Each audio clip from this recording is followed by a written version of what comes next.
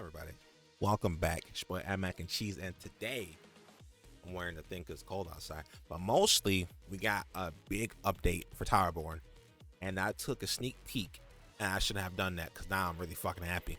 I'm really damn happy.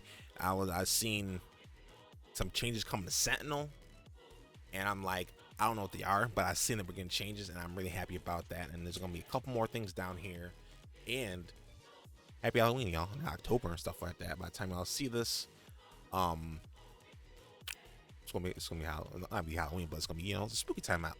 And they should have had it in game before I get to the patch notes. I find it really cool that most games in their first year of their life that they're released, they don't really think about seasonal events and holidays and stuff like that. But they already put out decorations and pumpkins and stuff like that to change the season inside the tower. I don't know if it's like outside of the tower, but it's in the tower. And I really love that they did that. And also, do not forget that if you're a founder, if you're playing the game, do not forget to claim your monthly rewards for being a founder. Don't forget about those. Those are important. They're very cool, and they're very, very cute. So, let us get into this update. And I want to say also one more thing for we start is I'm gonna be streaming this later on tonight. When you see this video, so I'm trying to play too much. She's gonna do a white before the game fully comes out, so I'm gonna touch a little bit on there.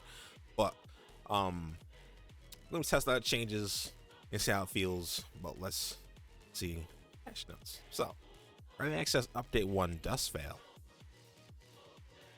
brings aces as twilight settles in. Our first major update, Dust Veil, ushers in our haunting annual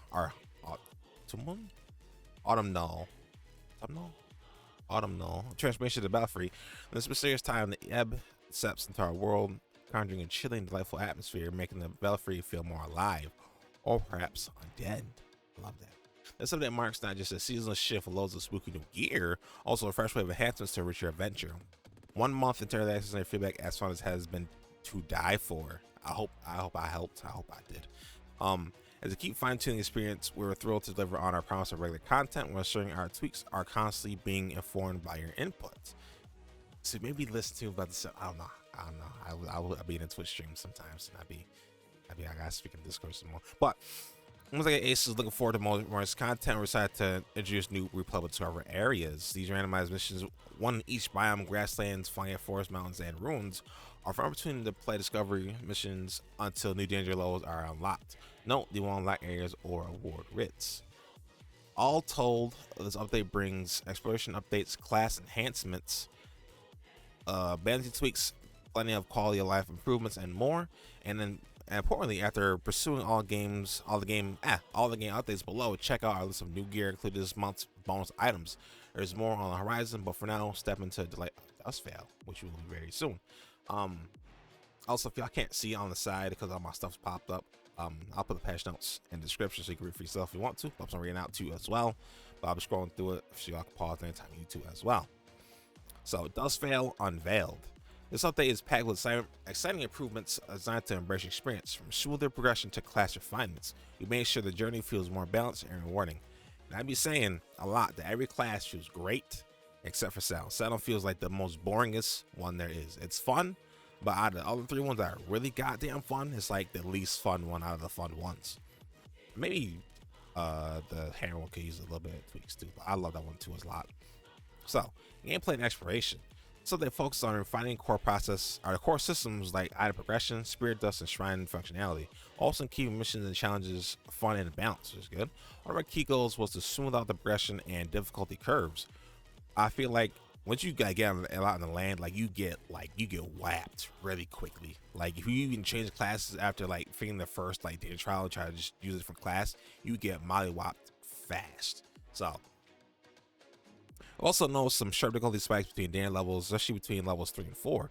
Races don't have yet access to epic items to address this. We've adjusted item grades so fully upgraded uncommon and rare items can now reach higher levels while keeping the balance intact for epic items. Activation and mission adjustments.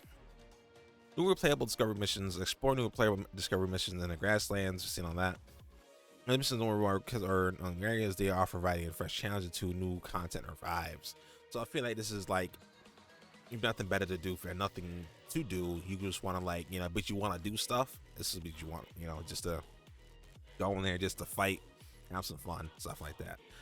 Venture quests. Increase the number of aspects worth from completing the venture quests. You'll now receive more rewards for quests except the post patch. So aspect storage, expand the spiritual from limit from 40 to 50 slots. You get more room to collect and manage your aspects. Healing shrines now cleanse detrimental stats effects that give you a reliable way to recover during tough encounters. That's nice to know. I've been in those kind of modes before. Explosive barrels slightly reduce the size of explosion rate so that it's better to match visual effects. Okay. Stand Umber Shrine Puzzle. This puzzle now resets immediately after mistakes, allowing for faster retrieves. Destroy Rat Horde Challenge. Just a prop placed to prevent them from being hidden from foreground elements. Okay. I'm awful with names. Algeron Encounter. Made adjustments to Final Encounter and fixed the bug where players could leave the cave interior. Update dialogue lines requests in danger level 1 to 2 for improvement, clarity, and flow. The text kill enemies with fire challenge to be make directions clearer. I don't know how you can be more clear than that, but I don't know. That's the hazards and walk plains and ruins, so the hazards are easier to see and less obstructed. Job quests that require discovery missions for objective completion have been changed to allow any mission within the specified biome. The balancing and bug fixes here. Before I go into this section, there was a person in my comment section who was talking about they're already there for things, game's already dead. I'm like, no, it's early access. Things will be changed, things will be buffed, things will be nerfed. Just like things will be buffed, things will be nerfed when a game was fully out. Just because you don't see the changes happening behind the scene doesn't mean it doesn't happen. Like in plenty of games, things get nerfed before they even get you even see what they actually are. So it's kind of silly that he said that. But just because things get nerfed doesn't mean the game is dead. Just like things are sometimes too powerful and don't fit where the game is going. Reduce the amount of experience gained from killing enemies by 22%. Oh, that's not good. Slightly reduce the initial level of rarity and epic rated items. Increase the number of levels granted from upgrading items at the forge from 2 to 4 per upgrade. Reduce the number of times epic items can be upgraded from 3 to 2. Moderately increase the amount of spirit dust required from item upgrades. Dismantling higher rated items now grants more spirit dust than dismantling lower rated items. Reduce the rate at which spirit dust drops from barrels and other barrel drops. Increase the amount of spirit dust granted as a reward for completing danger license trials. Venture and the mission chests are no longer guaranteed to drop multiple max rated items. And a cooldown for the burn, bleed, poison per hit perks and address balances between the classes with different attack speeds. Fix a bug where the defense stat was providing players with slightly less damage negation than lieutenant at higher damage levels. Fix several instances where lieutenants mini bosses were appearing in missions where they shouldn't have been.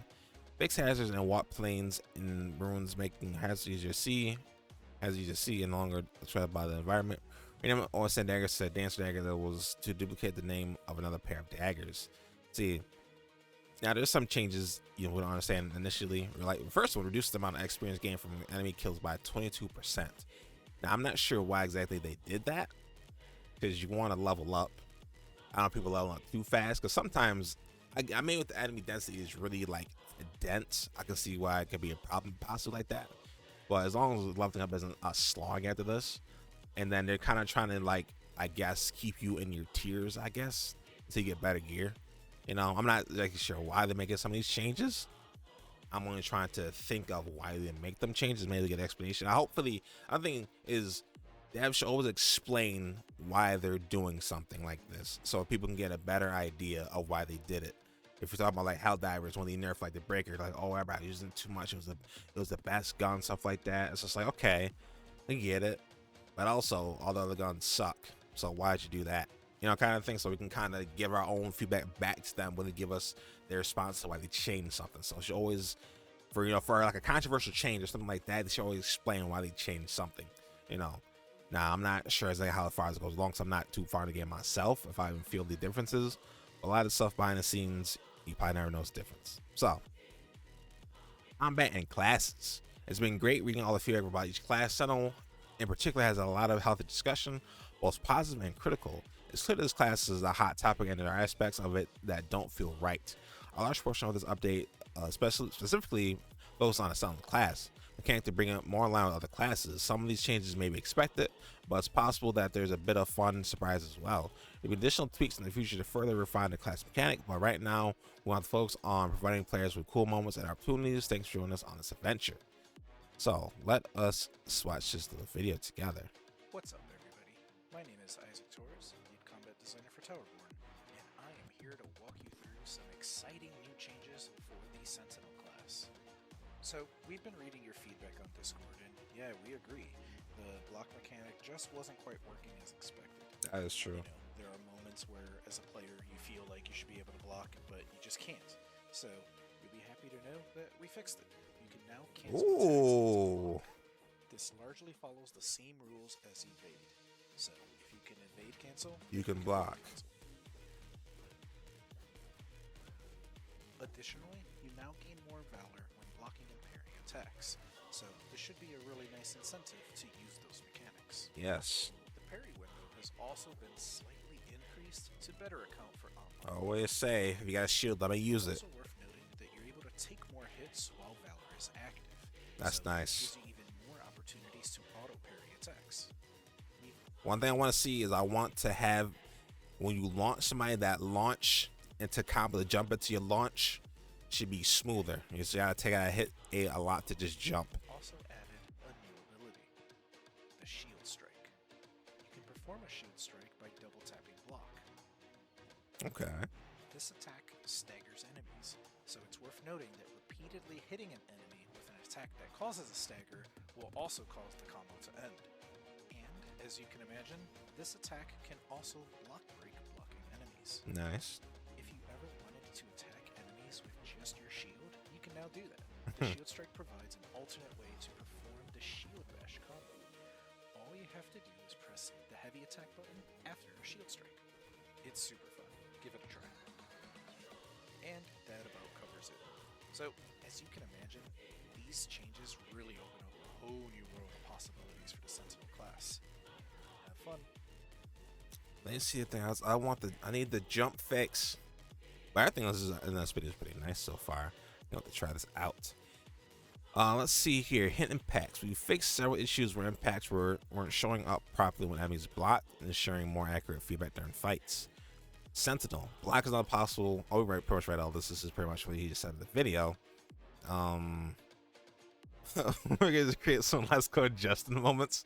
That's funny. If anybody, if any of y'all know, if y'all know anything about gaming, y'all know the Let's Go Justin moment from Third Strike. So I'm hoping the one thing still missed though is when you do an uppercut, to jump up, you have to keep hitting A. You can't just smoothly transition into it. And I'm hoping that's one thing. I should post that myself, and then so they'll know. At least put my feedback from this video and the last one I put out. A power class. A lot of players have changed their face direction during the wildfire focus skill. This is only possible to do on very specific frames before the final explosion, but should allows players to do a quick flip if there's anything behind you. Thanks for Justin at says. Oh, look at the even. Oh, those are the dead. But shout out to the community. Rock Breaker. Fishing issue where a whole heavy attack was missing a dodge cancel on hit.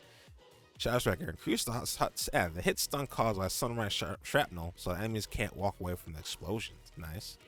Umbra. This is the pets. Iska. Fix an issue where Iska projectile will explode prematurely while causing damage. Stun. Visual effects after stun ability now appear properly. Ensure this exit is as impactful as his arrival. Enemies. First update, we want to smooth out some rough edges with specific enemies or mechanics. The range mechanic in particular has some intense issues that needed to be resolved. Now, Merc Marauder and Yixel were also normalized a bit to provide a better gameplay experience. Please keep the feedback coming. So in Rage, getting hit by a Rage activation burst no longer causes vulnerabilities. This couldn't be fixed until now. Sorry. Timing of Rage bursts are more unified for better consistency across enemies. I get this a lot, because sometimes it's very different and then you can't really time your things. It's a good change. Trust me, it's a good change. Fixing the issue where the wrong audio cue was being played when certain enemies activated in Rage. It's good. Fixing the issue where Rage enemies had larger defense bonus than expected, and Rage enemies now have a 20% damage reduction. See, I was wondering why some enemies were really just tanky. Like, when you got low health, he's like, oh, this man's taking forever. I don't know if I'm gonna survive all this. It's good to know.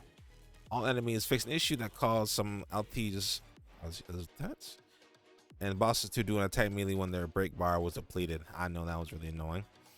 I was written also with Jill specifically. Pangor made it possible to or it's more like parry the leap slam attack. I want to do paddle parry because I'm really scared of parry bosses. Manipul bouncer fixing the issue when the wrong character portrait was being displayed. Mark Marauder, after watching this character break havoc, is pretty obvious that this fight has some problems. Marauder charge attack in particular was happening way too frequently. This caused fights to slow down way more than intended. Each time his attacks have been adjusted. Now the Merc Marauder, I don't know if that was like the yellow guy or the dudes with the tails, I think. I feel like. I don't know, could be wrong. Just so recovery frames on key attacks so the players have more opportunities to retaliate with their own attacks. I like that. I like that a lot. Axe attack no longer summons additional enemy allies. That's good too, because a lot of the downtime sometimes is just going to just killing the people that they just brought back out. So, quick attack. Fixed niche that calls flashbang attack to Danny early if an ace is nearby. Yixel, and in general, the enemy has some obvious pain points that need to be addressed. The primary focus on Yixel recovery time, which was way too short. Players should be rewarded for successfully evading or dodging Yixel attacks. This should be for all bosses. The changes we made should feel more in line with expectations. Fixed an issue where the leaping overhead slam projectiles could hit players multiple times, as long as it pierces through the ace and now explodes on impact. Reduce the tracking of Yixel prone projectiles so it's easy to dodge. Increase the hitbox size each projectile to better reflect the size of the visual effects. Okay, arts. And this update, we refine visual elements throughout the game, clearing up pesky visual bugs and make sure everything looks as crisp as possible. From fixing lighting and texture issues to making sure your gear looks flawless. Bug fixes. Fixes lighting for shoulder. Fix lighting, not lightning. For all these things here in our rounds and scenes. Fix black chunks from shovelable tree stumps. Bees longer abruptly disappear when their effect ends. Fix visual issues with sit and bellower scream emotes. Fix a line appearing on Iska's tail. This is all usually minor stuff. I'm not gonna read through all of this if you want to. There's attached notes. Link could be in there. I told you earlier. Updates: remove capes from Merc bow staff scrub enemies. Okay. Anything important here? UI and UX. This update brings UI and user experiences improvements to make every ace steering smoother. Whether it's organized in the forge or fine-tuning how version is displayed, we're focused on making everything feel more intuitive and responsive. Less time getting through gear sorting, more time gobble slaying. Before I read this, number one thing for me always is be able to change your monitor to any monitor you want to change it to when you're in the options. I shouldn't have to be using my monitor. I should be able to change to 1, 2, 3, 4, 5. Whatever monitor I want to change it to. That should be in any game. That should be in this game. And on top of that, if I want to use a controller, if I just want to click to the menus, I should be able to just click, and I shouldn't have to hit click and hit space to do something like that, like hit a menu or go into a selection. Because in the option menu, you can click once and it'll go to it, but in other menus, it would be like click and then space or click and enter, something like that. So it should normalize how that works, at least for non-controller users. I use controller, but let me try to get in and look at something like that. I don't want to do all that. So just a little notes. Bug fixes. Fix text scaling and issues of conversations. Fix audio when changing a section and tabs in setting panel. Fix controller panel showing incorrect prompts. Fix network health details overlay to large text settings. Fix scroll bar oddities when navigation between tabs. Fix banners showing anomalies when not intended. Updates. Improve mission banners and adaptive display.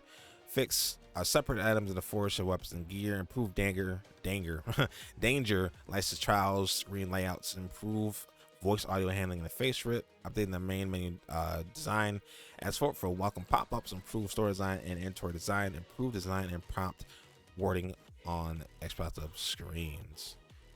Let's see here. We got Gobble. This is the Halloween stuff. So, Gobbleween goodies. Dustfell brings with a trove of spooky themed treats to deck out our aces and Umbra. From eerie outfits to haunting styles weapon skins. You'll be ready to roam the bull free in style. Awesome. And don't forget, founders, our new update kicks out a new monthly item bonus item for you. So claim your bonus items today. So y'all claim your items. I don't know if they're going to come back or not, but claim them. So, Korea Battle Pass key. Okay, Korea Battle Pass key. Battle Pass key? Well, we're getting battle passes then. Well, it makes sense. It's going to be free to play at some point. Battle passes and live services just a hand in hand thing to be there. I won't read through it because I don't really know what any of this stuff actually is. But I'll scroll down for y'all so you can look at it. Some skins, stuff like that. A lot of cool stuff in here. And I think that's about it for this patch notes section. Cool sound changes. I still do hope for launching options get easier to do.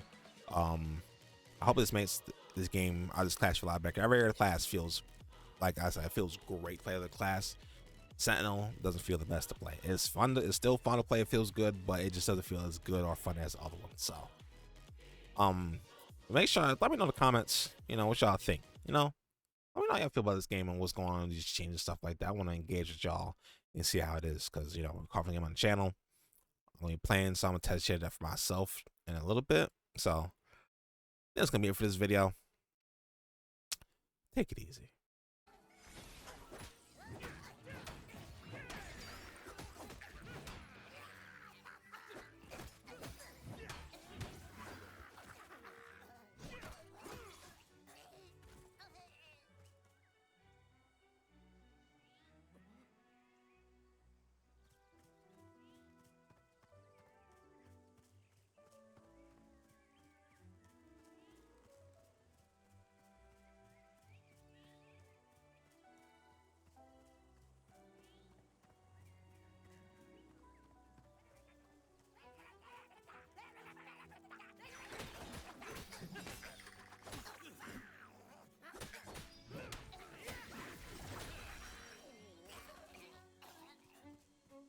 Gabos.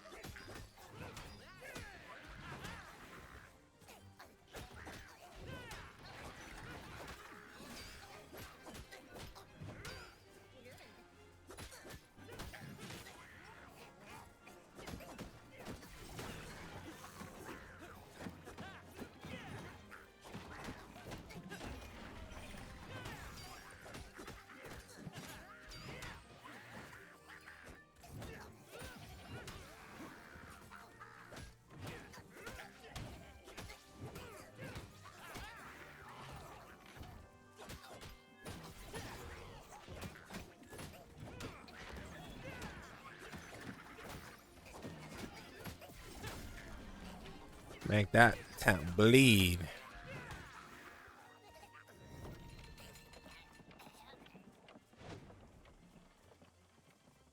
I don't know who was driving that thing.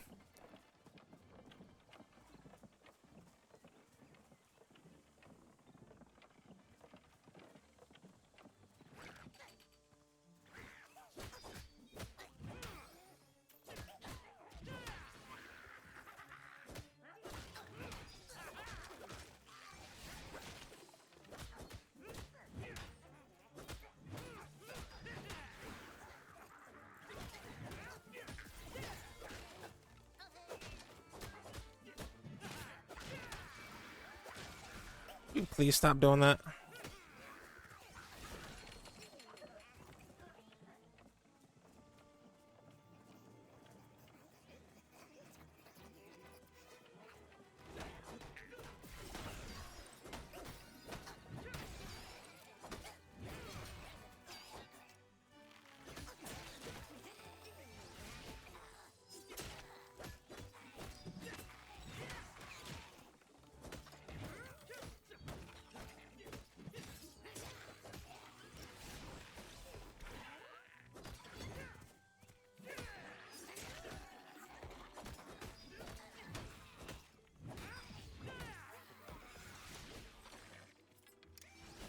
Oh, stop.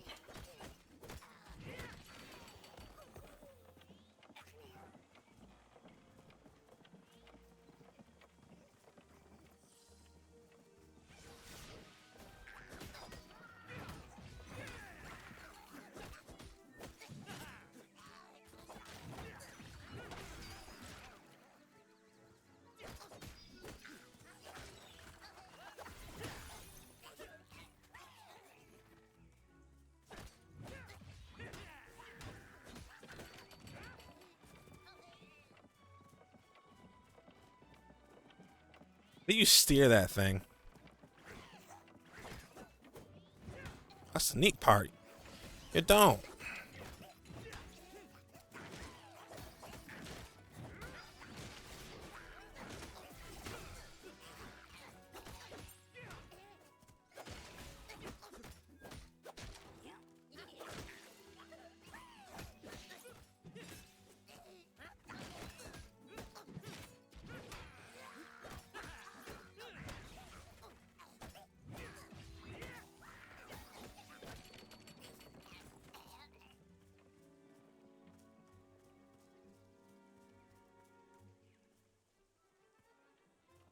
Thank God.